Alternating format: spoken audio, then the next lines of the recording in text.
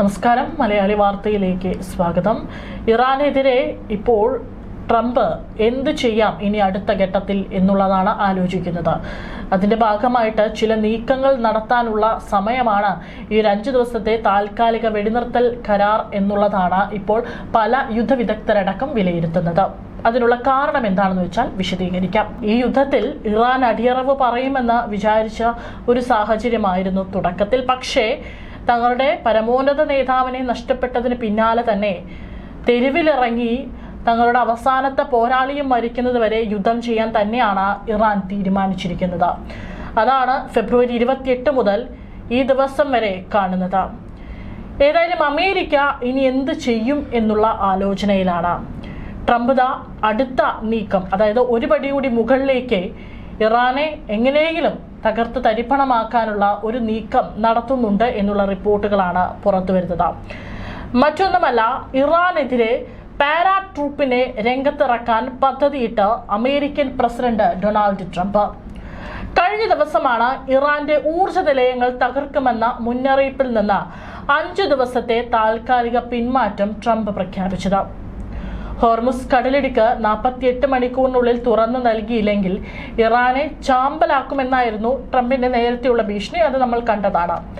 എന്നാൽ പെട്ടെന്നുള്ള ഈ ഒരു നിലപാട് മാറ്റം ഇറാനെതിരെയുള്ള ശക്തമായ കരയുദ്ധത്തിന് മുന്നോടിയായുള്ള തന്ത്രപരമായ നീക്കമാണെന്നാണ് അന്താരാഷ്ട്ര നിരീക്ഷകർ വിലയിരുത്തുന്നത്. പേർഷ്യൻ ഗൾഫിലേക്ക് US മറൈൻ സേനയ്ക്ക് എത്തിച്ചേരാനുള്ള സാവകാശം ഒരുക്കുകയാണ് ഇതിലൂടെ ട്രംപ് ലക്ഷ്യമിടുന്നത്. ആ ഒരു ദിവസത്തിനുള്ളിൽ ഇറാന്റെ മറൈൻ സേന അവിടെ എത്തുകയും അതുവഴി ഒരു കരയുദ്ധം തുടങ്ങാനുള്ള ആലോചനയിലാണോ ട്രംപ് എന്ന ആശങ്കയാണ് ഉയരുന്നത്.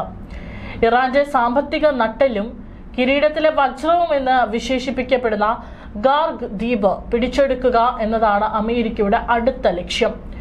ഇറാന്റെ ക്രൂഡ് ഓയിൽ കയറ്റുമതിയുടെ 90% നടക്കുന്നത് 5 മൈൽ മാത്രം നീളമുള്ള ഈ ദ്വീപ് വഴിയാണ്.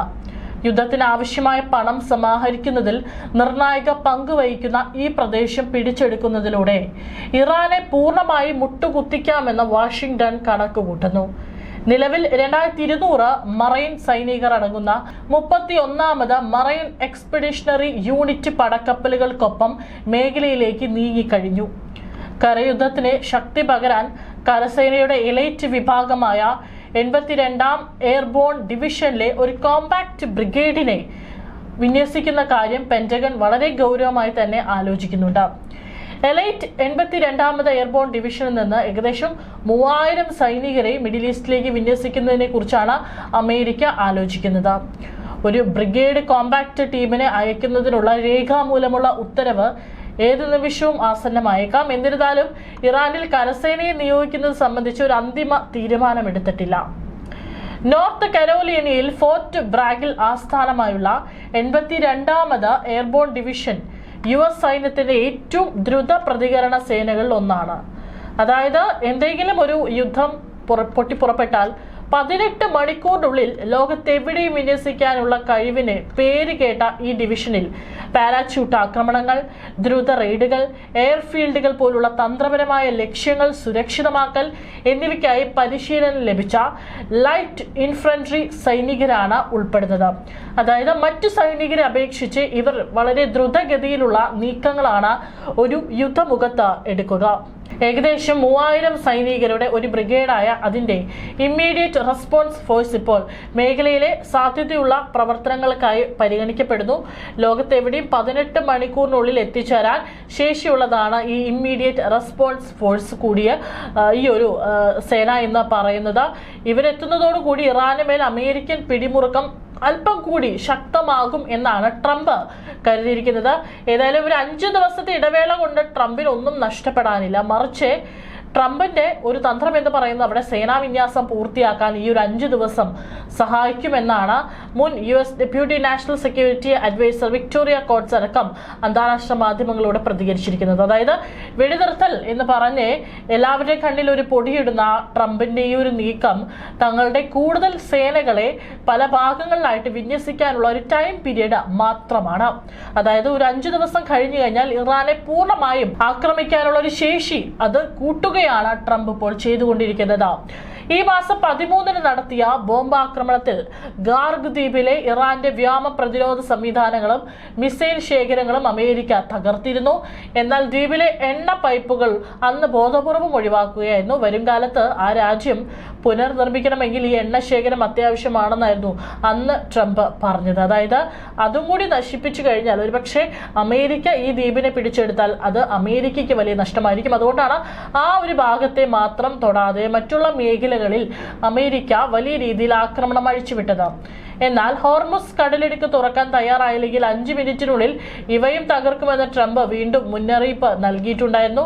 ലോകത്തെ എണ്ണ പ്രകൃതി വാതക നീക്കത്തിന്റെ 20% കടന്നു പോകുന്ന ഹോർമുസ് കടലിടുക്ക് ഇറാൻ അടച്ചതോടെ 1970-കൾക്ക് ശേഷമുള്ള ഏറ്റവും വലിയ ഇന്ധന പ്രതിസന്ധിയാണ് ലോകം നേരിടുന്നത്. യൂറോപ്പിൽ പ്രകൃതിവാതക വില 35% വർദ്ധിച്ചു. അന്താരാഷ്ട്ര വിപണിയിൽ ബ്രന്റ് ക്രൂഡ് ഓയിൽ വില ബാരലിന് $110 കുതിച്ചുയർന്നു. ഈ പ്രതിസന്ധി മറികടക്കാൻ ഗാർഗ് ദ്വീപ് പിടിച്ചെടുത്ത് ഇറാനെ ഒത്തുതീർപ്പിലേക്ക് കൊണ്ടുവരിക എന്ന സമ്മർദ്ദ തന്ത്രമാണ് അമേരിക്ക പയറ്റുന്നത്. ഗാർഗ് ദ്വീപിലെ വിമാനത്താവളം നേരത്തെ നടന്ന ആക്രമണത്തിൽ തകർന്നതിനാൽ ആദ്യം മറൈൻ സേനയെയാകും ഇവിടെ ഇറക്കുക. ഇവരുടെ കോമ്പാക്ട് എഞ്ചിനീയർമാർ വിമാനത്താവളം പ്രവർത്തന സജ്ജമാക്കിയ ശേഷം 82ാം എയർബോൺ ഡിവിഷനിലെ പാരാച്യൂട്ട് സേനയെ C-130 വിമാനങ്ങൾ വഴി എത്തിക്കാനാണ് പദ്ധതി. കവചിത വാഹനങ്ങൾ ഇല്ലാത്തതിനാൽ പാരാച്യൂട്ട് സേനയ്ക്ക് ഇറാന്റെ തിരിച്ചടി നേരിടുക വളരെ പ്രയാസമാണെന്ന ആശങ്കയും സൈനിക വൃത്തങ്ങൾക്കുണ്ട്. അതിനാൽ മറൈൻ സേനയും കരസേനയും സംയുക്തമായാകും ഇവിടെ നീങ്ങുക. ഇറാൻ റവല്യൂഷണറി ഗാർഡ്സിലെ എലൈറ്റ് സൈനികർ ഉൾപ്പെടെ 1000-ഓളം പേർ ദ്വീപിലുണ്ടെന്നാണ് നിഗമനം. ഗാർഗിലെ സൈനിക ലക്ഷ്യങ്ങൾ തകർത്തുവെന്ന് അമേരിക്ക അവകാശപ്പെടുന്നുണ്ടെങ്കിലും കരയുദ്ധം അത്ര എളുപ്പമാകില്ലെന്നാണ് വിരമിച്ച സൈനിക ഉദ്യോഗസ്ഥരടക്കം നൽകുന്ന മുന്നറിയിപ്പ്. മാത്രമല്ല അമേരിക്കൻ കപ്പലുകളെ ലക്ഷ്യമിട്ട് ഇറാൻ ബാലിസ്റ്റിക് മിസൈലുകളും ആത്മഹത്യാ ഡ്രോണുകളും തൊടുത്തു വിട്ടേക്കാം. ഹോർമുസ് കടലിടുക്കിൽ ഇറാൻ നിക്ഷേപിച്ചിട്ടുള്ള മൈനുകളും അമേരിക്കൻ നാവികസേനയ്ക്ക് വൻ ഭീഷണിയാണ്. ഏതായാലും ഗാർഗ് ദ്വീപ് പിടിച്ചെടുക്കാനുള്ള നീക്കം അമേരിക്കൻ സേനയ്ക്ക് കനത്ത നാശനഷ്ടങ്ങൾ വരുത്തി വെക്കുമെന്നാണ് മുൻ ബ്രിട്ടീഷ് ഇന്റലിജൻസ് ഉദ്യോഗസ്ഥരടക്കം പറഞ്ഞിരിക്കുന്നത്.